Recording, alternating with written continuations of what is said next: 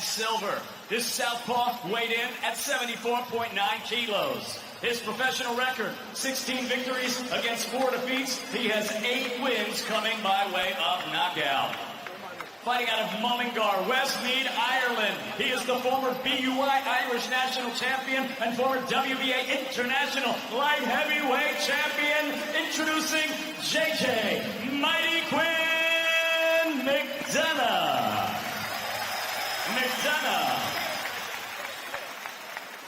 And his opponent across the ring fighting out of the blue corner. He wears the green with silver. He's scaled at already 76.2 kilos. His professional record, an excellent one.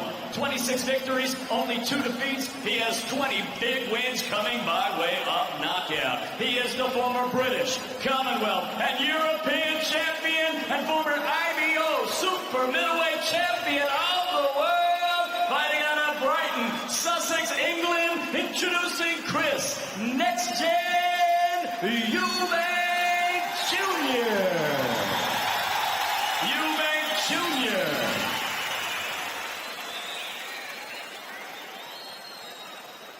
Gentlemen, left corner, please. Gentlemen, follow me my commands. Clean boxing, touch class. In the corner.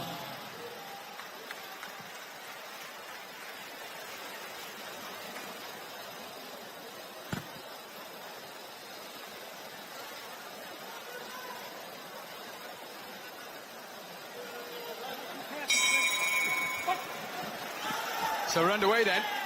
Super middleweight action scheduled for 10 3-minute rounds between boxers who know one another very well indeed. The southpaw wearing the black trunks trimmed with silver, his 21st professional contest tonight.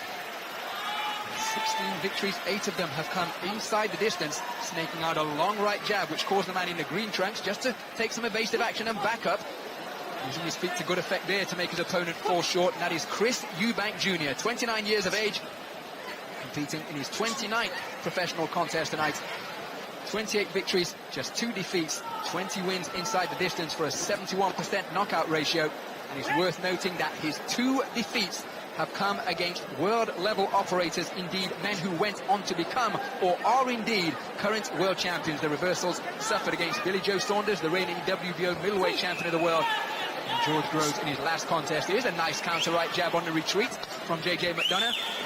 But it was George Groves who outpointed him while defending his WBA World Super Middleweight title last time. I think what is very evident, when you look at both these boxers, how big McDonagh is. Looks like he's in the next division up. He's been up at light heavy, remember. And Eubank Jr. has got a different sort of problem in facing a bigger man who's a southpaw. A little bit awkward. And we'll see how Eubank goes with this one, but he's not his normal aggressive on that front foot. He's just taking a look at his opponent. Well, he's stumbled backwards to the canvas, and I'm not quite sure if it's a leg injury that has befallen JJ McDonagh. But it was a counter shot which maybe caught McDonagh on the top of the head, and those equilibrium shots can scramble the balance. But McDonagh down on the canvas in dramatic fashion in this opening round. Chris Eubank Jr. remaining poised, patient, that right hand cocked. Low-held left hand content to fence and spar with it. He's not so, not such an aggressive Eubank tonight. He's taking a little look at his opponent, trying to come back with his own counters. It's a patient display up to now. We'll have to have a look at that on the replay again. Knockdown.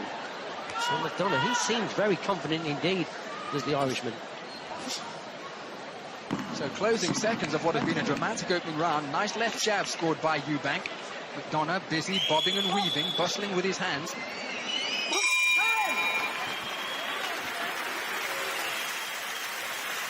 And into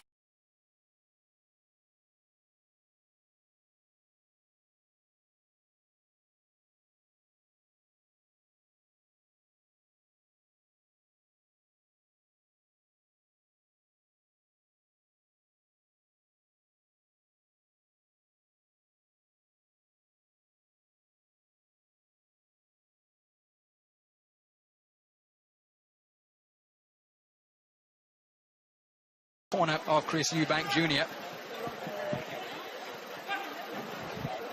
Referee Jorg Milker finally happy, calls time in to get this second round underway. After Chris Eubank, there's the same shot that he used to stiffen the legs of JJ McDonagh and cause him to stretch out on the canvas in the opening round. Eubank remaining concentrated. So McDonagh will have to just watch what he's doing here, Ronald, as he's going forward. He walks onto that left hook, and there it is again there. It's probably because McDonagh's coming forward with a very low lead hand, walking forward, and then Eubank is throwing that left hook and he's hitting the target, so he's got to keep his own lead hand a little bit higher as McDonagh, as he's going forward. And he's probably got to bob and weave and move that head a little bit and try and avoid that left hook, but he gets home with his own lead right hook there, does McDonagh. Right hand, a potent punch from McDonagh. You mentioned the size, 6'2" according to the tail of the tape, and he looks every inch of that, does JJ McDonagh. He's weighed in as low as 157 pounds for a contest earlier this year over in Mexico in January of 2018, but his most notable win to this point came when he took the O of Jake Ball back in November of 2016, and he came out absolutely blistering fashion. First of all, punched Jake Ball over the top rope and then took him out with a sweeping southpaw right hook. Took that fight at short notice, got the call on Monday. The fight wasn't finalized until Tuesday, and then was in the ring at the Wembley Arena on the Saturday.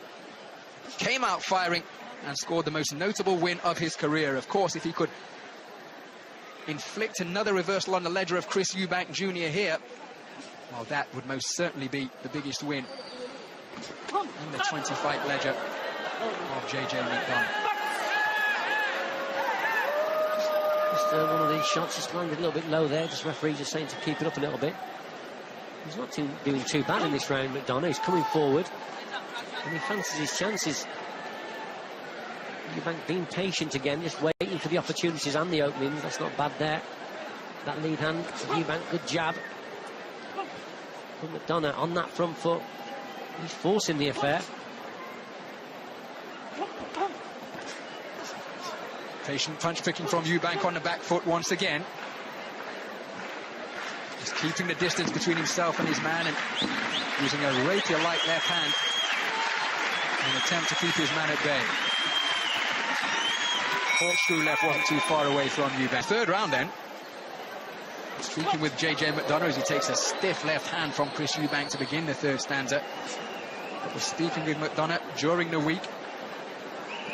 Both he and his manager and trainer, Kaz Evans, were adamant that they haven't taken this fight for the money as Eubank attempts a sweeping left hook, which is short of the mark. But rather, they feel that they have the measure of Chris Eubank Jr. And the reason that they feel that way because McDonagh's younger brother, Paddy, oh, that's a good left hand followed by a right from Eubank Jr. And then he went in with a right hand to the body, but McDonagh standing firm and still swinging away. Right hand's an effective shot to the torso once again from Eubank. Both boxers ignoring Jorg Milker's call to stop boxing. He's having to read the riot act in the direction of both boxers. McDonagh, difficult to discourage, still coming forwards and looking for that southpaw left. Lead right hand was blocked effectively by Eubank. But during the course of those sparring sessions that McDonagh's younger brother Paddy, a light heavyweight, enjoyed with Eubank last summer, they sparred dozens of rounds together. JJ McDonagh was observing those and said at that time to his trainer and manager Kaz Evans, I've got the beating of this man.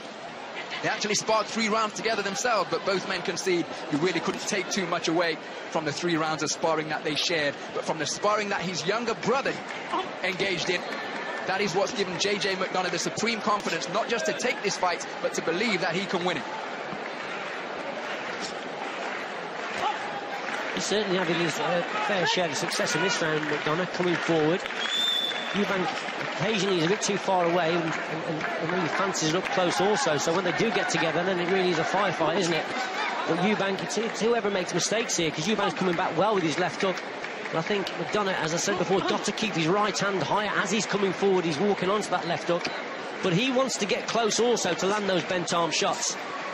Chopping left hook from Eubank, but then a cracking right hook followed up, and now Eubank looking to go through the gears and put a combination of punches together.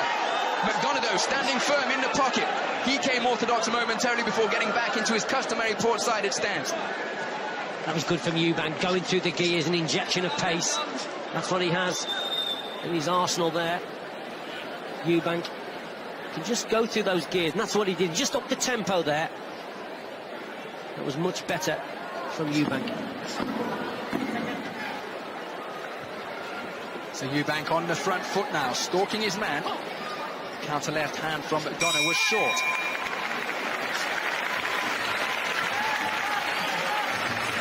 Well, despite going through the gears in that round, Chris Eubank... Here's some action here, Eubank.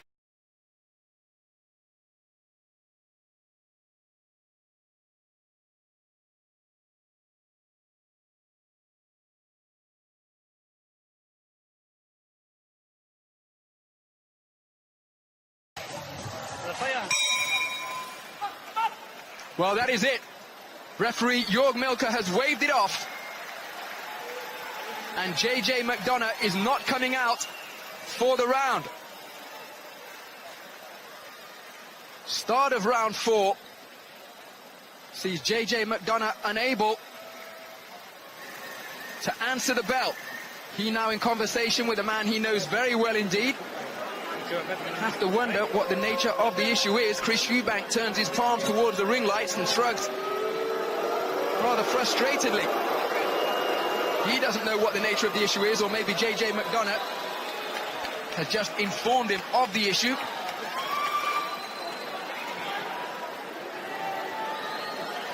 Chris Eubank Jr., remember, he was the substitute for the main event. And so he was in condition for a 12-round fight in the event that either of George Groves or Callum Smith were injured. JJ McDonagh just feeling his right shoulder up there in the corner with Kaz Evans, and we wonder whether that is a problem. It would be something of grim symmetry, because Chris Eubank Jr.'s previous opponent